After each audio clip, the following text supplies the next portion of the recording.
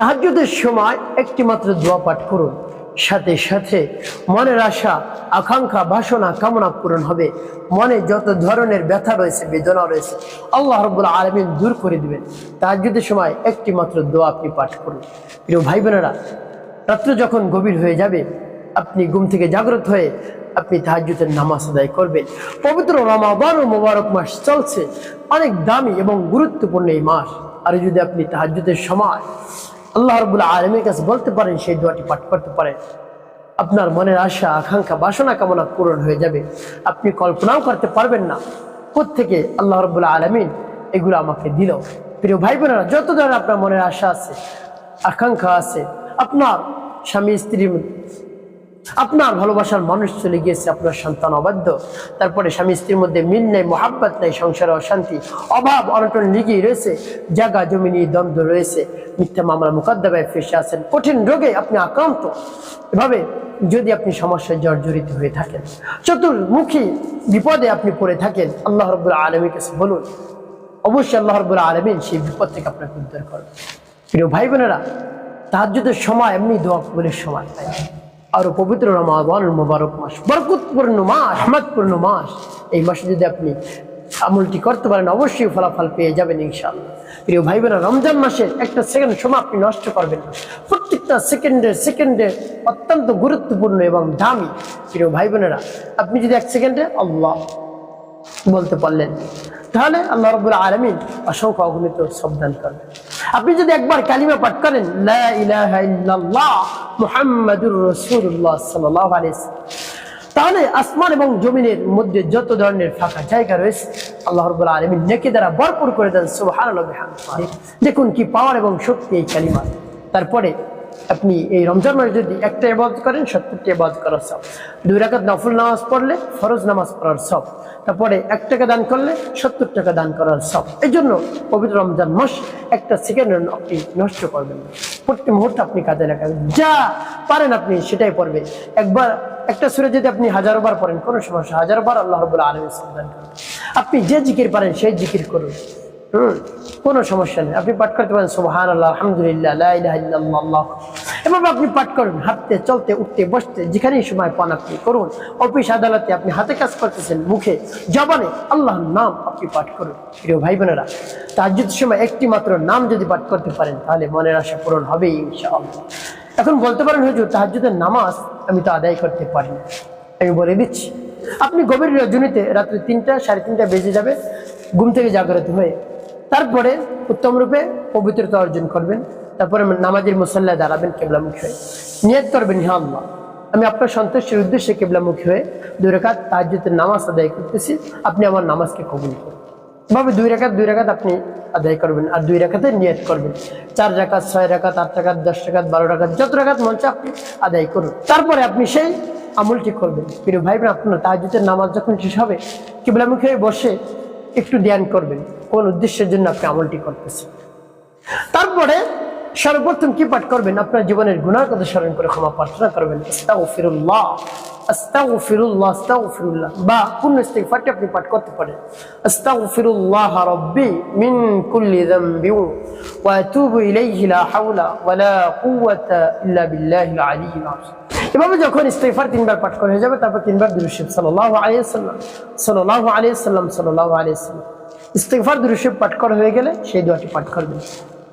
সেই দোয়াটি পাঠ করার পূর্বে মনে মনে আল্লাহ রাব্বুল আলামিনের কাছে বলবেন, হে আল্লাহ, যে সমস্যার জন্য আমি আমল করছি আমার আমলকে কবুল করুন, আমার সমস্যার সমাধান করে দিন। এভাবে বলে আপনি সেই দোয়াটি পাঠ করবেন। প্রিয় ভাই বোনেরা, এখন বলতে পারেন, হুজুর এই আমলটি শুধু এই তাহাজ্জুদের সময় করা যাবে, অন্য কোনো সময় করা যাবে না? হ্যাঁ, করা যাবে, তবে তাহাজ্জুদের সময় করবেন। সেই সময় করলে আল্লাহ রাব্বুল আলামিন ডাকতে থাকেন বান্দাদেরকে যে কার কি সমস্যা রয়েছে আমার কাছে বলো, কার মনের আশা রয়েছে আকাঙ্ক্ষা রয়েছে বাসনা কামনা রয়েছে, মনে ব্যথা আছে বেদনা রয়েছে, আমার কাছে বলো, আমি সব কিছু পূরণ করে দেবো। যার যে সমস্যা রয়েছে আমার কাছে তুলে ধরো, আমার কাছে বলো, অবশ্যই আমি সেই চাওয়া পাওয়া পূরণ করে দেবো। তোমার চাইতে দেরি আমার দিতে দেরি না। আল্লাহ রাব্বুল আলামিন বলেন, উদউনি আস্তাজিব লাকুম, বান্দা তুমি আমার কাছে চাও, চাওয়ার সাথে সাথে আমি তোমার সব কিছু দিয়ে দিই। আমাকে ডাকো, সাথে সাথে আমি উত্তর দিই। প্রিয় ভাই বোনেরা, বিশ্বাস নিয়ে আপনি এই তাহাজ্জুদের সময় আমলটি করবেন। সেই সময় আল্লাহ রাব্বুল আলামিন ডাকতে থাকে, সকল মানুষ ঘুমিয়ে থাকে, আপনি একা একা উঠে নামাজ আদায় করবেন। আল্লাহ রাব্বুল আলামিন খুশি হয়ে যান। আল্লাহ রাব্বুল আলামিন খুশি হয়ে গেলে আর কি লাগে, আপনি আল্লাহ রাব্বুল আলামিনের প্রিয় বান্দা হতে পারবেন। তো এইভাবে তাহাজ্জুদের নামাজ আদায় করে আমলটি করবেন। ইস্তিগফার দুরূদ শরীফ যখন পাঠ করে হয়ে যাবে সেই দোয়াটি পাঠ করবেন। দোয়াটি বলে দিচ্ছি, দোয়াটি পাঠ করে কি করবেন পরে বলে দিচ্ছি, আগে দোয়াটি বলে নেই। যেমন বিসমিল্লাহির রাহমানির রাহিম, আল্লাহুম্মা ইন্নী আসআলুকা বিআন্নী আশহাদু আন্নাকা আনতাল্লাহ লা ইলাহা ইল্লা আনতাল আহাদুস সামাদুল্লাযী লাম ইয়ালিদ ওয়া লাম ইউলাদ ওয়া লাম ইয়াকুল লাহু কুফুয়ান আহাদ।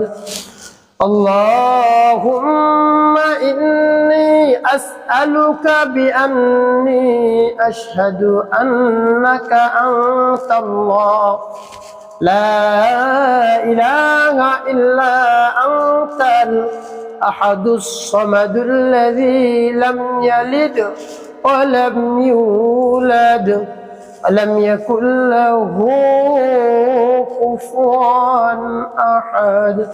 এভাবে আপনি পাঠ করবেন। কতবার পাঠ করবেন? এভাবে গুনে গুনে 3 বার পাঠ করবেন। 3 বার পাঠ করা যখন হয়ে যাবে তারপরে 3 বার দুরূদ শরীফ পাঠ করবেন। আল্লাহুম্মা সাল্লি আলা মুহাম্মাদ ওয়া আলা আলি মুহাম্মাদ কামা সাল্লাইতা আলা ইব্রাহিম ওয়া আলা আলি ইব্রাহিম ইন্নাকা হামিদুম মাজিদ। আল্লাহুম্মা বারিক আলা মুহাম্মাদ ওয়া আলা আলি মুহাম্মাদ কামা বারাকতা على إبراهيم وعلى آل إبراهيم إنك حميد مجيد. اللهم صل على محمد وعلى آل محمد كما صليت على إبراهيم وعلى آل إبراهيم إنك حميد مجيد. اللهم بارك على محمد وعلى آل محمد كما باركت على إبراهيم وعلى آل إبراهيم إنك حميد مجيد. اللهم صل على محمد وعلى آل محمد كما صليت على إبراهيم وعلى آل إبراهيم إنك حميد مجيد. اللهم بارك على محمد وعلى آل محمد كما باركت على إبراهيم وعلى آل إبراهيم إنك حميد مجيد. اللهم صل على محمد وعلى آل محمد كما صليت على إبراهيم وعلى آل إبراهيم إنك حميد مجيد. اللهم بارك على محمد وعلى آل محمد كما باركت على إبراهيم وعلى آل إبراهيم إنك حميد مجيد.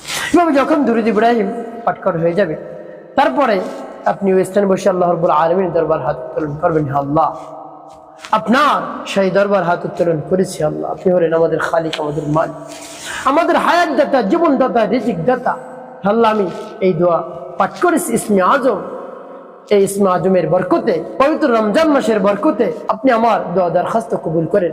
আমার মনে যত ধরনের আশা আকাঙ্ক্ষা রয়েছে আল্লাহ, বাসনা কামনা রয়েছে পূরণ করে দিন। মনের ব্যথা বেদনা দূর করে দিন। আপনার যে চাওয়ার কথা রয়েছে সেই চাওয়ার কথা আল্লাহ রাব্বুল আলামিনের কাছে বলুন। যে কোনো চাওয়ার কথা বলুন, সাথে সাথে আল্লাহ রাব্বুল আলামিন কবুল করে নেবেন। ধৈর্যের সাথে, বিনয়ের সাথে, মন খুলে প্রাণ ভরে যদি বলতে পারেন বিশ্বাস নিয়ে, অবশ্যই আল্লাহ রাব্বুল আলামিন সব কিছু কবুল করে নেবেন।